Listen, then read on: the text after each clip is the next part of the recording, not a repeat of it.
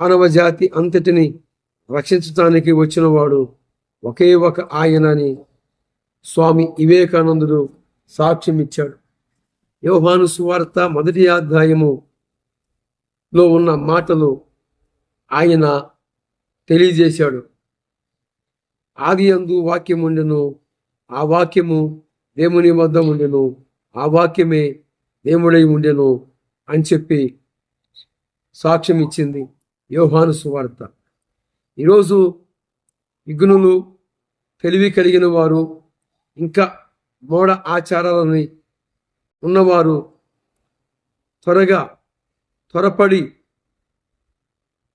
సృష్టికర్తని తెలుసుకోవాలి. సృష్టికర్త ఇక ఎవరో కాదు, ప్రభువైన యేసుక్రీస్తు వారే. మానవ జాతి అంతటిని ఆయనే రక్షించాడు.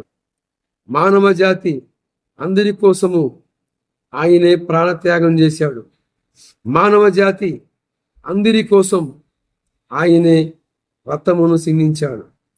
మానవ జాతి అంతటి కోసం ఆయనే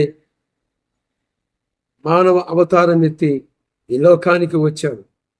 ఈరోజు ఎరగకనే, తెలియకనే, మూర్ఖత్వముతో మూర్ఖంగా సృష్టికర్తని విసర్జించి సృష్టికి సాగిలపడుతూ ఉన్నవారలారా, ఒక క్షణము ఆలోచించండి. బైబిల్ గ్రంథములో చెప్పబడిన మాటలన్నీ కూడా నెరవేరుతుంది. ఆ నెరవేర్పును మనం చూస్తున్నాం. అక్రమం విస్తరించిన చేత అనేకుల ప్రేమ సల్లారిపోతుంది అని బైబిల్ ఇచ్చింది సాక్ష్యం.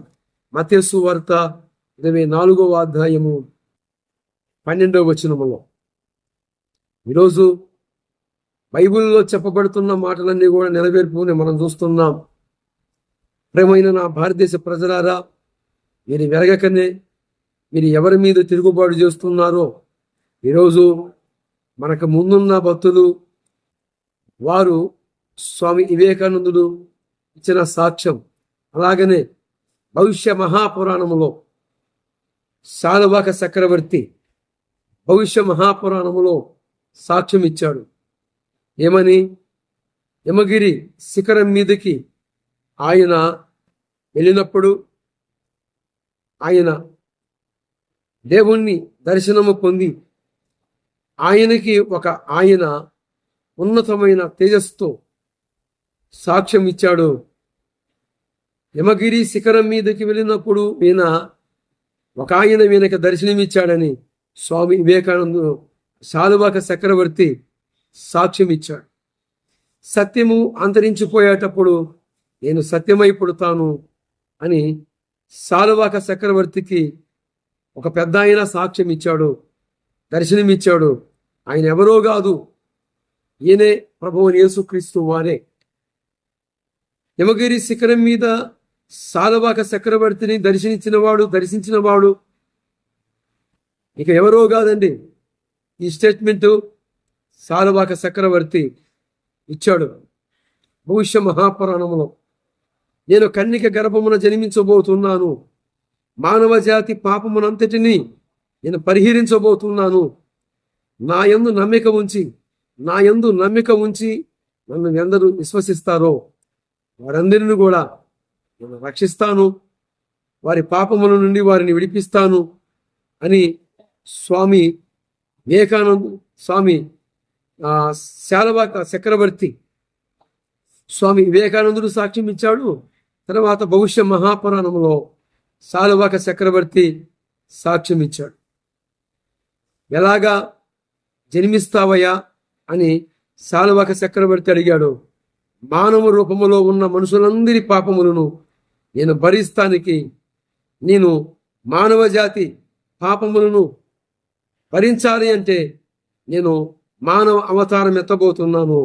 ఎలాగ పుడతావు అంటే, ఒక కన్యక గర్భమున నేను జన్మిస్తాను, ఒక కుమారి గర్భమున నేను ఉత్పన్నమైపోతున్నాను, జన్మించబోతున్నాను అంటే పెళ్లిగాని ఆమెని కుమారి అని పిలుస్తారు. ఏమండి, ఒక కన్యక గర్భమున జన్మిస్తానని శాలువాక చక్రవర్తికి సృష్టికర్త సాక్ష్యం ఇచ్చాడు. ఏమండి, కొంచెము ఆలోచించండి, గమనించండి, గుర్తించండి.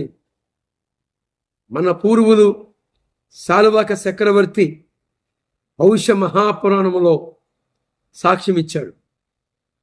ఎంతోమంది ఎన్నో రకాలుగా రీతులుగా సాక్ష్యం ఇస్తున్నప్పటికీ అజ్ఞానమనే అంధకారములో కూర్చున్న మానవుణ్ణి పలు విధాలుగా దేవుడు దర్శిస్తూనే ఉన్నాడు. యోహాను సువార్త 1వ అధ్యాయము 9వ వచనములో నిజమైన వెలుగు ఉండెను, ఆ వెలుగు ఈ లోకములకు వస్తూ పోతూ ఉంది, కానీ లోకములో ఉన్నవారు ఆ వెలుగు దగ్గరికి రాలేకపోతున్నారట. ఆ వెలుగుని ఎందరూ అంగీకరిస్తారో, ఎందరూ విశ్వసిస్తారో వారందరితో ఆ వెలుగు వారిని వెలిగిస్తుందట, జ్ఞానేంద్రాలు వెలిగిస్తుందట. దేవా, నా జ్ఞానేంద్రాలు వెలిగించవా అని అడిగితే, ఓ భగవంతుడా, ఓ దేవుడా, తండ్రి, నా జ్ఞానేంద్రాలు వెలిగించవా, నన్ను దర్శించవా అని మాట్లాడి ఆయనని స్మరించి ఆయనని వేడుకున్నట్లయితే ఇక ఉన్నవాడు అన్నవాడు ప్రభువైన యేసుక్రీస్తు వారు ఒక్కరే. ఆయన ఎవరో కాదు, ప్రభువైన యేసుక్రీస్తు వారే. ఆయనకి ఆదిలో ఆది దేవుడని, మహాదేవుడని, నీతి సూర్యుడని, దహించు అగ్ని అని ఎన్నో పేరులు ఆయనకి ఇవ్వబడ్డాయి. పేరులన్నింటిలో కల్లా ఆశ్చర్యకరుడు, ఆలోచనకర్త, సమాధానమును అనుగ్రహించువాడని యెషయా గ్రంథము సాక్ష్యం ఇచ్చింది.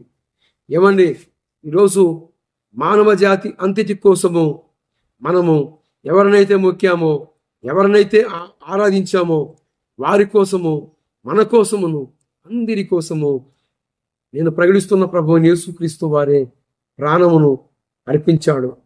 మనుషుల్లో లోపాలు ఉన్నాయి, మనం మొక్కిన వారిలో లోపాలు ఉన్నాయి. బెరసి ఇకనైనా మారండి, మార్పు చెందండి. ప్రభువు యేసుక్రీస్తు వారు ఈ మనువాదులు చేసిన ఆ మూఢ ఆచారాల నుండి, మూఢ నమ్మకాల నుండి నా ప్రభువు వారు విడిపించి జ్ఞానేంద్రాలు వెలిగించునుగాక.